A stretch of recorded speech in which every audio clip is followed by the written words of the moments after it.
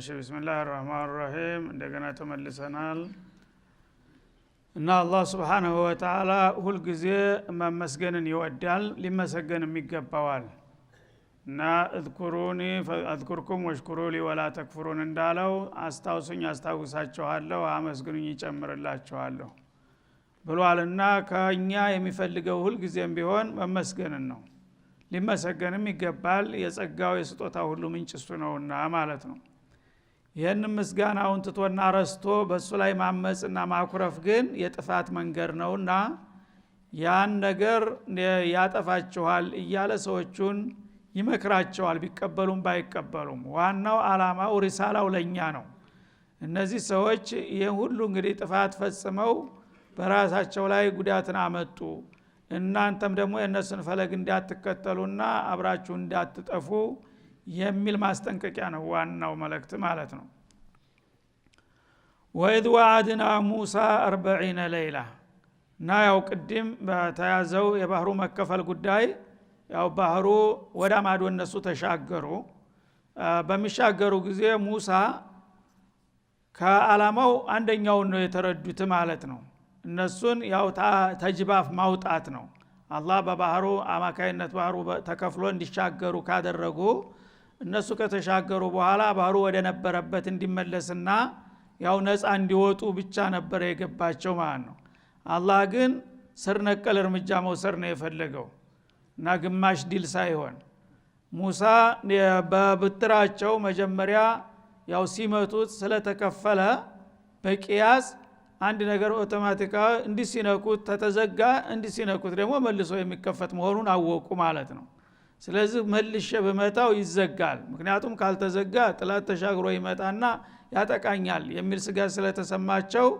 አሁንም ዱላቸውን ለጠጡ ሊያቀምሱት ማለት ነው ማን አለህ አላቸው አንተ ታዘህ ነው እኮ የምትሰራው ሱብሃንአላህ በቂያስ አይከድም አላህ ቤት ስለዚህ መጀመሪያ ምታው ስላልኩህ እኮ ነው በኔ ፍቃድ ስለመታ ነው የተገማመሰው አሁን እኔ ሳላዝህ ከመታው እንዴት ምን ውጤት እንደሚያመጣ ምን ታውቃለህ እትሩክል ባህረ ረህዋ አላቸው ባህሩን እንደተከፈተ ባለበት ሁኔታ ተወው ሌላም ስራ አለ አንተም አታውቀው አላቸውና ከፈለክ ፊልሙን ለማየት ዝም ብለህ ተዘጋጅ እንጂ ሳላዝህ እንዳትመታ አላቸው ቀጣሉ ከዛው ፊራውን እንደምን ማይሉን አሰባስቦ መመለሱም አደጋ መሆኑ ስለተረዳ በቀጥታ ገፍቶ ገባ ማለት ነው በሚገባ ጊዜ ሰራዊቱ ተግበስብሶ ባንድ ላይ አብሮ ገባ ሙሉ በሙሉ አንድ ሰው በማይተርፍበት ሁኔታ ተቅልል ብለው ከገቡ በኋላ ያ ጋራ ተራራ የመሰለ ማዕበል በላያቸው ላይ ተደፋና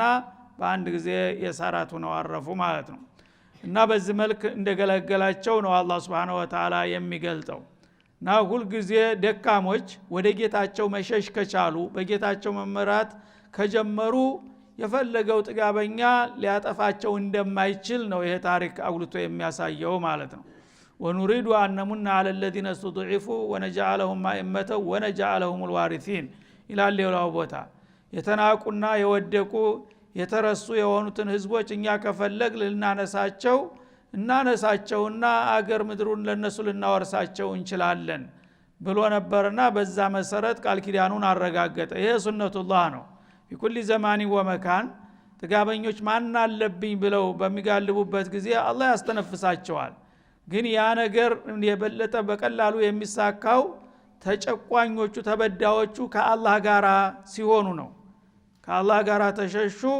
በዛ ጊዜ አላህ Subhanahu Wa Ta'ala የሸሸበትን አሳልፎ አይሰጥም ግን ሁለቱም ተመሳሳይ ወንጀለኞች ከሆኑ ለማን ተብሎ ማን ይረዳል የዛ ጊዜ ጉልበት ያለው ነው ሁን ጊዜ የሚበላ የሚሆነው ማለት ነው ደካማ የሆነው ግን ጉልበት የለኝም ወደ ጌታ ይሸሻለሁ ታለ ረቢ ኢኒ መግሉቡን ፈንተሲር እንዳሉት ነብዩላህ ኑህ እኔ እንግዲህ በሰው አቅሜ የማረግ የሚችለውን ሁሉ አድርጌ ጨርሻለሁኝ አንተ የምታረገው ካለ አያለሁኝ አሉ ያኔ አላህ አሆናለሁኝ ብሎ መጣላቸውና አሁንም ይሄ ሱነቱላህ ነው በነብዮች ደረጃ ብቻ ሳይሆን አላህ Subhanahu Wa Ta'ala ወከذلك ننجل المؤمنين ሌላው ቦታ ሙእሚኖች እውነት ሙእሚኖች ከሆኑ እንደስማቸው የፈለጉ ጥጋበኞች ተነስተው ሊያጠፉና ሊጨፈጭፏቸው ቢሞክሩ እኔ ለማዲን እቀጥላለሁኝ ነው ያለው ይሄ من فضل الله ورحمته ስለዚህ አሁንም ቢሆን في كل زمان ومكان ጭቁኖችና ግፎች ጥላት ማን አለብኝ ብሎ በሚኮፈስበት ጊዜ ለሱ መሽመድመድና እጅ መንሳት ሳይሆን ወደ ጌታው መሸሽን ማወቅ አለበት። ወደ ጌታ ከሸሸ አላህ አላ ኩሊ ሸይን ቀድር ነውና ሊረዳህ እንደሚችል ነው የሚያሳየው ማለት ነው። ወኢዝ ወዐድና ሙሳ 40 ሌይላ። ከዚያ በኋላ ደግሞ አሁንም ታሪኩ ሰፊ ነውና የነ ሙሳ ጉዳይ በሌላ ወቅት ደግሞ 40 ቀናት ያህል ልዩ ዒባዳ አድርገ በበረሃማ በሲና በረሃ ከዛ መጨረሻው ላይ እምሰጥህ ነገር አለ ብሎ ጥሪ ያደረገላቸው ማለት ነው። ያው እንግዲህ ፊርዓውን ተወደመ በኋላ እሳቸው በምንም ልምድ ባይኖራቸው አገሪቱን ተረከቧት ማለት ነው። አካባቢውን ተቆጣጠሩ። ያኔ አንድ አዲስ መንግስት የራሱን ስርዓት በሚዘረጋ ጊዜ መጀመሪያ ህገ መንግስት ያስፈልገዋል፣ ህዝቡን የሚመራና የሚያስተዳድርበት ማለት ነው። ነብይ እንደመሆናቸው እሳቸው ያው ህገ መንግስታቸው በቀጥታ ተጌታ መምጣት ነበረበት ማለት ነው። ስለዚህ አሁን አንተ ስልጣኑን ተረከብክ አይደለም፣ ስልጣኑን ከተረከብክ በኋላ አመራር ካልቻልክ ደግሞ ነገ እንዲያው አመጽ ይነሳና ችግር ይፈጠራል። ያ እንዳይሆን ጥሩ መመሪያ ሰጣለሁ። መመሪያውን መስጠህ ግን እዚህ ሳይሆን ሲና በረሃ አላቸው። የአላህ ምስጢር አይታወቅም። ምድር በዳ በረሃ ላይ ጥሩ ሲና የሚባል ትልቅ ተራራ አለ። እዛ ተራራ ስር ሂድና ለ30 ቀን አላቸው። መጀመሪያ ለአንድ ወር እየጸለይክ እየሰገድክ እየጦምክ ቆይና በመጨረሻ 30 ቀኑ ሲደመደም በዒድ ዕለት የምሰጥህ መመሪያ አለ የሚል ተስፋ ቃል ገባላቸውና ጠራቸው ወደዛ ማለት ነው። እዛ ከሄዱ በኋላ እንደገና 30ው ቀን እንደተጨረሰ ያው ጦም የሚጦም ሰው አንጀቱ ስለሚጎዳ ተውስጥ የሚወጣ ሽታ አለ ባፉ።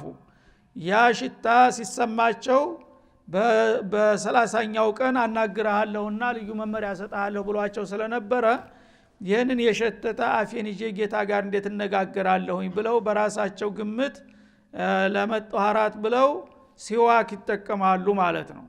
እና ባፋቸው በኩል ያለውን ጠረን ለማጥፋት ሲዋክ ደጋግመው አድርገው ሲቀርቡ ሳይታሰብ ለካ ስተት ነው የሰሩት ማለት ነው። እና አላህ ለኸሉፉ ፈሚሳኢቢ አጥቡ ዐንደላሂ ሚን ሪሂል ሚስክ የሚፈለገው እንደውም ያነበረ ለኔ ብሎ የተጎሳቆለው የተራበው የተጠማው አንጀትህ የዛ ጠረን ለኔ እንደ ሽቱ እንደ ሚስክ ነው የሚፈለገው። ለምንድነው ያንን ጥሩ ሽታ ያጠፋው ተብሎ መቀጫ ሊሰጣቸው ነው ማለት ነው። ያለ ትእዛዝ በማጥፋታቸው መቀጫው ምን ሆነ? 10 ቀን ተመርቆልሃል ተባሉ ማለት ነው። ተ30ው ላይ 40 ቀን እንደገና ጨምረው እንዲጦሙ ተደረጉ። ወአትመምናሃ ቢአሽሪን ይላል። ወኢዝ ወዐድና ሙሳ 30 ሌሊተን ያለ በኋላ ላወጣ ወአትመምናሃ ቢአሽሪን 30ውን ቀን እንደጨረሱ አድበው ዝም ብለው ቢቅጥሉ ኖሮ ያው ያልቅ ነበረ።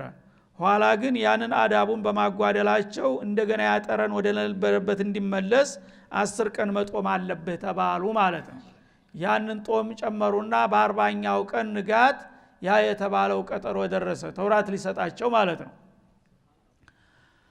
እና ወኢዝ ወዐድና ሙሳ 40 ሌሊተን ثم اتخذتم العجل من بعده ከዛ 40 ቀን እንደሞላ ያው ኪታቡን ተረክበው እሳቸው ወደ ሀገራቸው ሲመለሱ ደግሞ በዛ ክፍተት ደግሞ ሌላ ችግር ተፈጠረ።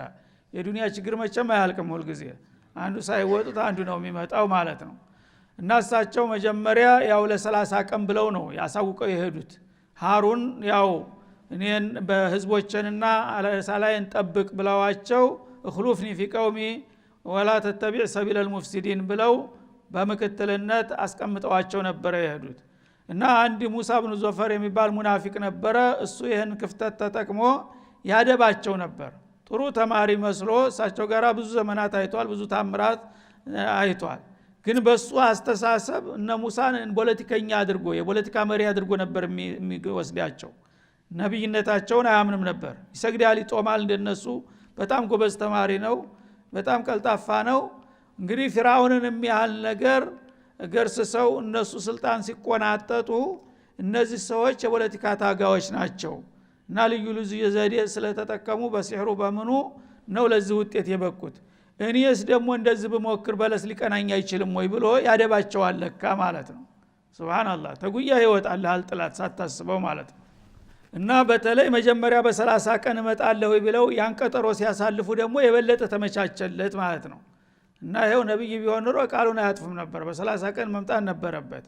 ይሄ ፖለቲከኛ ጉዳይ ነውና ብሎ የበለጠ የልብ ተሰማውና ቀደም ሲል ደግሞ እሱ እየሞከረና እያዘጋጀ ያስቀመጣት ዘዴ ነበረና ህዝብን ለማሳመንና ለማስተባበር ያችን ዘዴ ተጠቅሞ ወዳውኑ ሙሳ ሳይመጡበት እንቅስቃሴውን ቀጠለ ማለት ነው። በዛ ደግሞ ሌላ ችግር ተፈጠረ።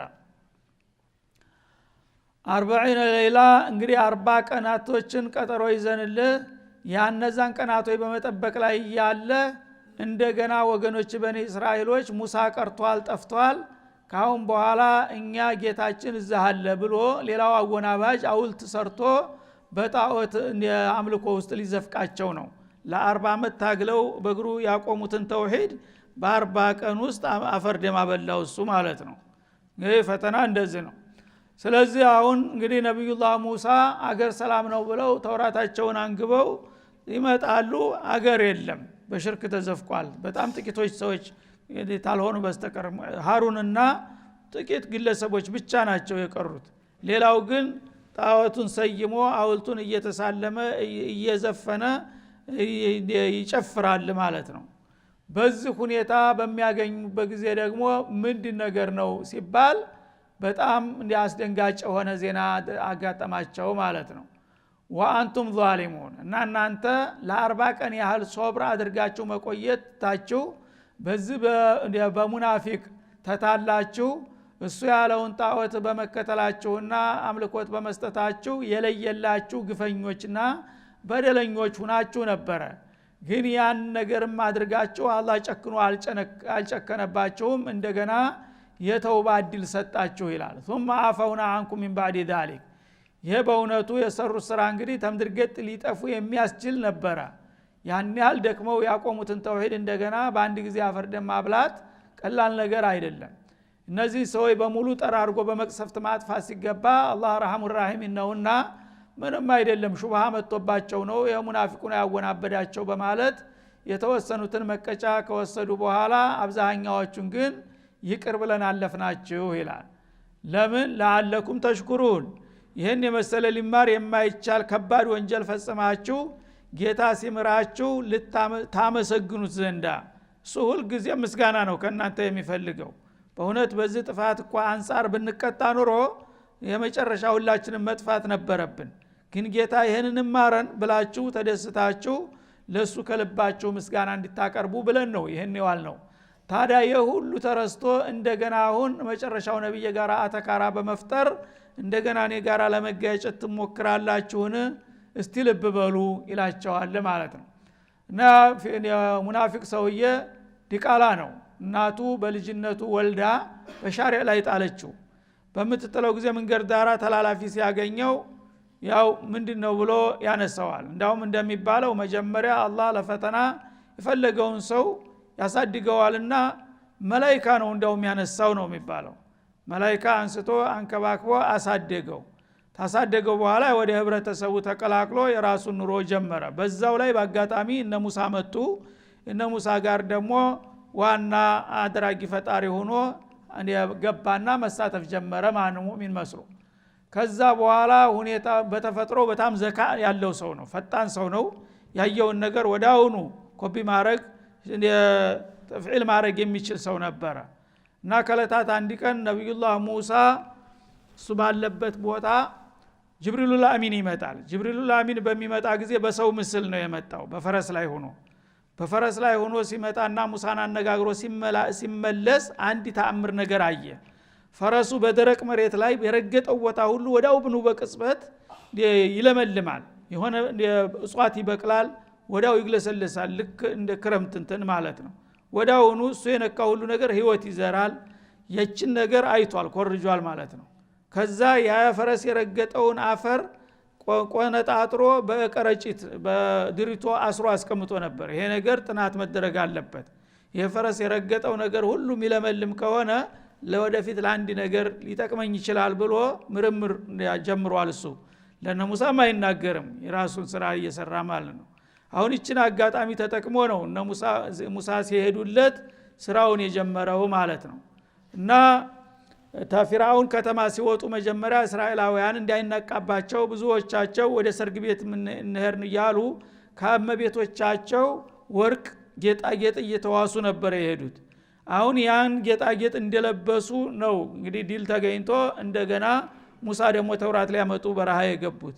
ያኔ ምን አደረገ? ያንን 30 ቀን ሲያሳልፉ ወዳውኑ ስብሰባ ጠራና ነብያችን ይሄው የተያዘልን ቀጠሮ ቀን ጨረሰ፣ አልመጣም፣ አንድ አደጋ አጋጥሞታል ማለት ነው። ስለዚህ ምን ማድረግ አለብን እያለ አሳቢ ተቆርቋሪ መስሎ ህዝቡን መስበክ ጀመረ ማለት ነው።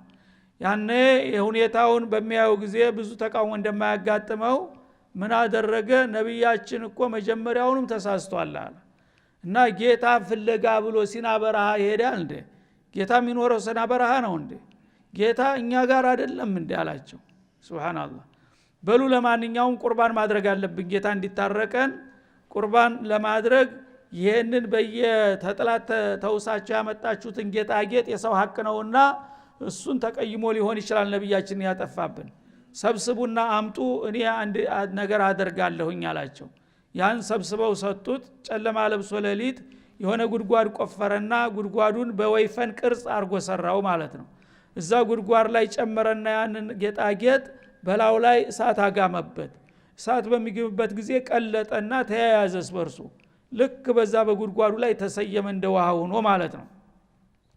ያ ተበረደ በኋላ እንደገና ሲያወጣው ልክ በወይፈን ቅርጽ ስለሰራው ጅራቱ፣ ጭንቅላቱ፣ እግሩ ሁሉ ነገር ቀጥታ ወይፈን ሆኖ ወጣ ማለት ነው። ከዛ በኋላ ወላወለውና ቆሻሻውን እንደ ፀሐይ የሚበራ ወርቅ ሆነ ማለት ነው። አውልት የእንትን ጣዖት ሰራላቸው ከገዛ ጌጣቸው ማለት ነው። ከዛ ማልዳ ኑቶሎ ጌታ ታርቆናልና ይሄው በጋሪ እንዳው እኛ መሃል ይገኛል ብሎ ያ በወይፈን መልክ የተሰራ ወርቅ ጌታ ሆኖ ተሰየመ ወዳው ማለት ነው። እና ጠላ ሰይጣን ለወዳጁ ድርብ ነው እንደሚባለው እንደገና ተውስጡ ሰይጣን ያጓራ ነበር። የሆነ ድምጽ ወይፈን እንደሚያጉራራ ማጉራራት ጀመረ። ወይማ እንደተባለው ጌታ ነው ተባለ። ምን እያልክ ነው? ነብያችን የት ነው ያለው?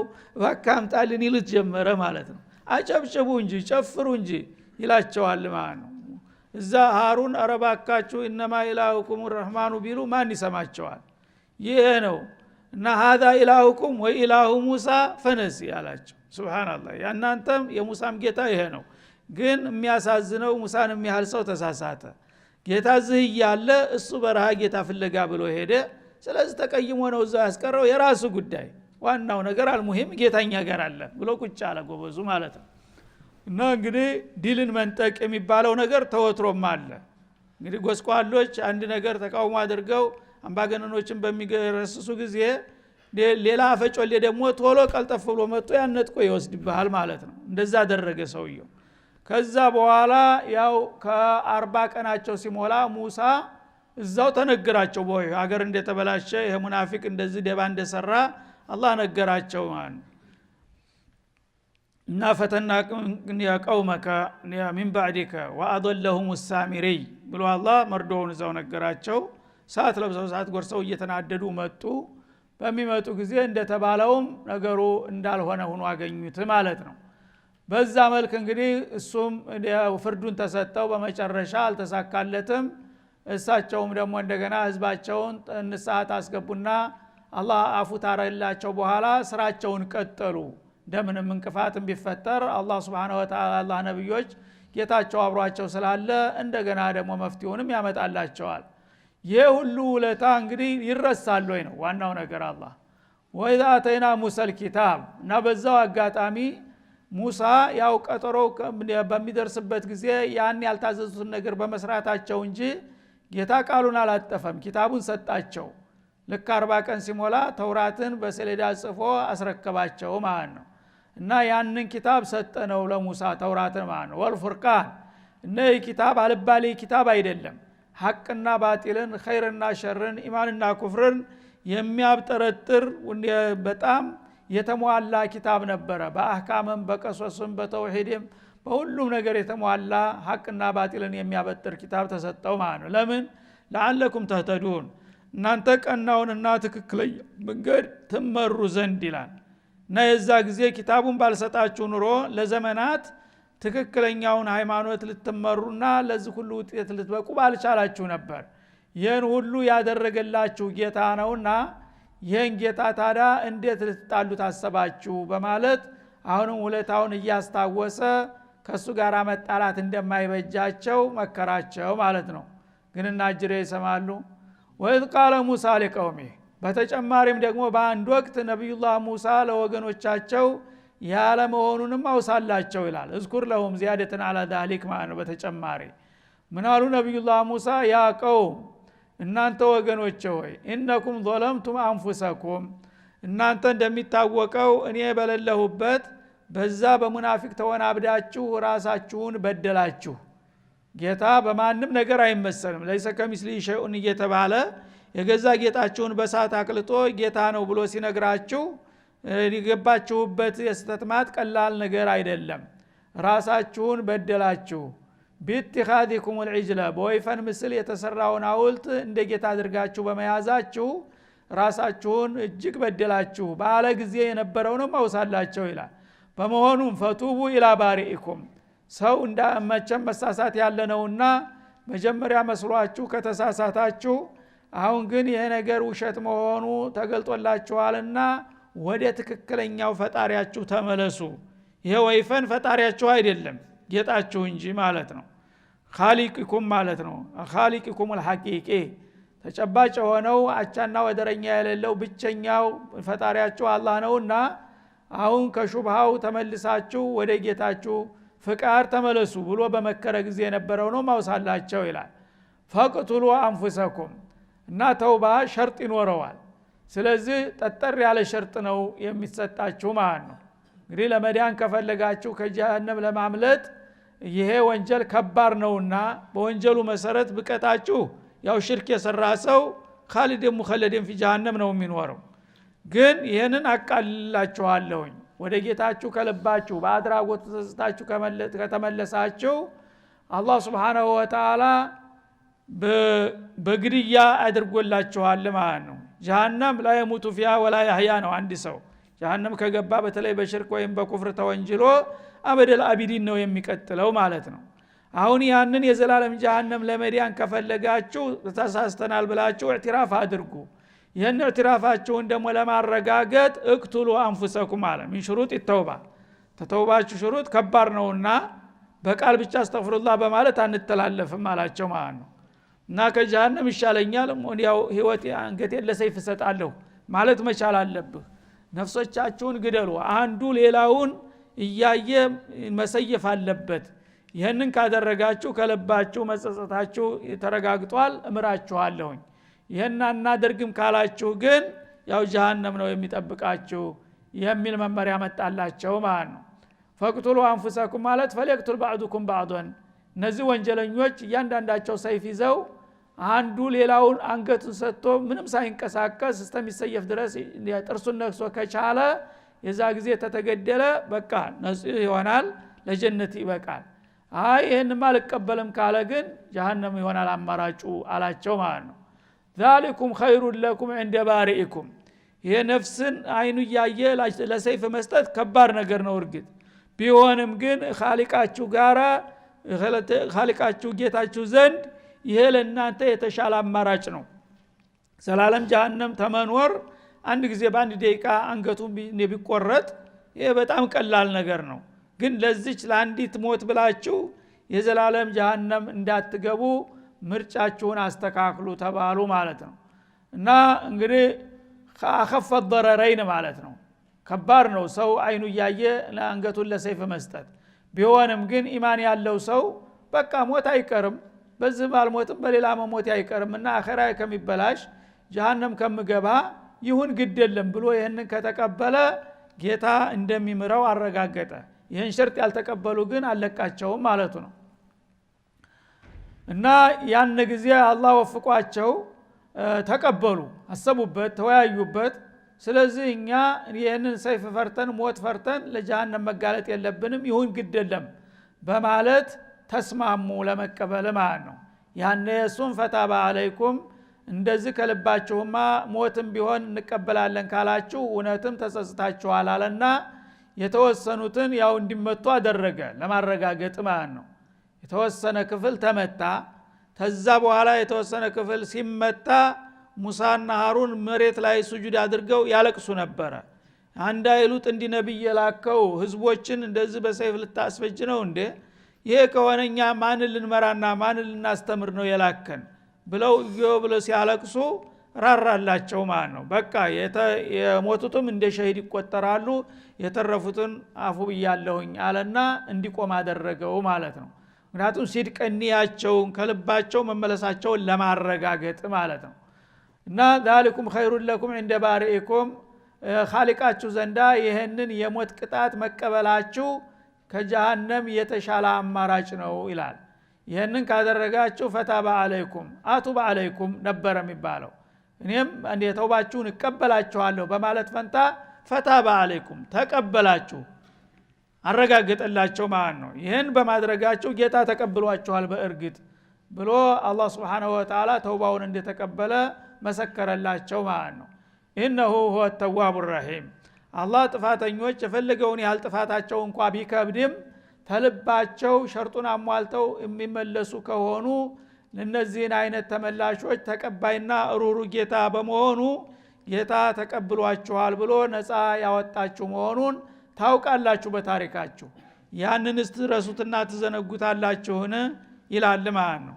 እንግዲህ እነዚህ ሁሉ ውለታዎች በተለያየ ዘመን የተከሰቱና ማንኛውም ሰው ቸል ብሎ ሊያልፋቸው የማይገቡ ነገሮች ናቸው። የዚህ ሁሉ ውለታ ባለቤት የሆነውን ጌታ እንኳን ሳይዞልማችሁ ቢዞልማችሁ እንኳን ፈርዶን እንዴት አርጋችሁ በእኔ ላይ ታኮርፋላችሁ ይላቸዋል ማለት ነው። هذا وصلى الله وسلم على النبي ተራፊውን በቀጣው ኢንሻአላህ